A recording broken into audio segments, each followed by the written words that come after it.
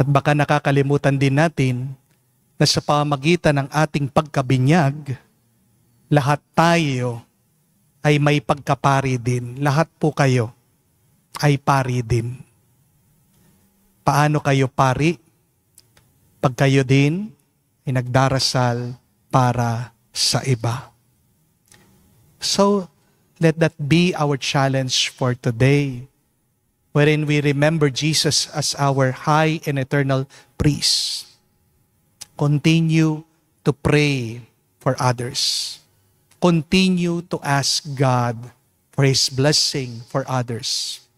Not only for yourself, but for your loved ones.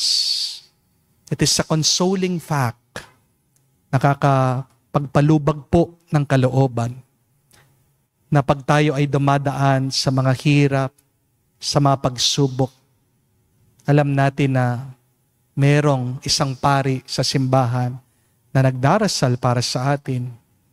At ang kanyang pagkapari, ang kanyang lakas, kapangyarihan ay nanggagaling sa mismong mataas na pari, si Jesus.